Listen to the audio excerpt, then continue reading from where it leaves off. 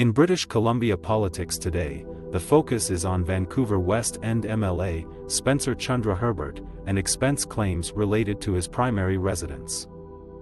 BC United is questioning the expense claims related to his primary residence, alleging that his primary residence was changed from Vancouver to Victoria.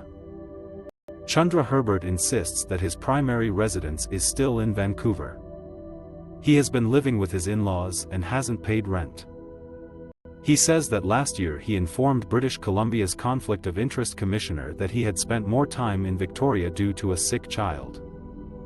He hasn't included his Vancouver residence in disclosure forms because he does not own it and his mother-in-law refused his offer to pay rent.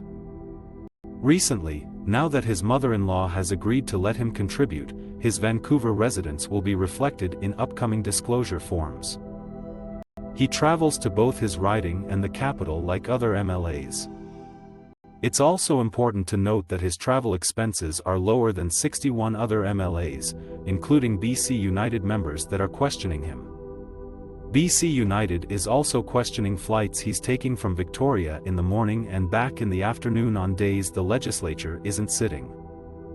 Spencer Chandra Herbert says that he shouldn't have to share his son's health issues, saying it's been the worst year and a half of his life and he wouldn't wish it on anyone. He states that he is thankful to the Victoria General Hospital staff for taking good care of his son. His son is enrolled in a Victoria school and he has verified that he owns a house in Victoria which his husband lives in.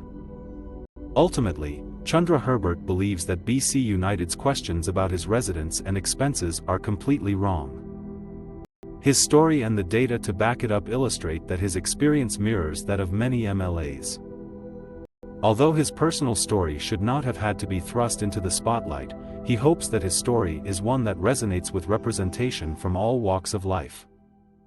He's an example of many people juggling family, work, and their professional lives. As the public casts its eyes on this situation, we can only hope that transparency and truth remains a core value in this situation and all other issues.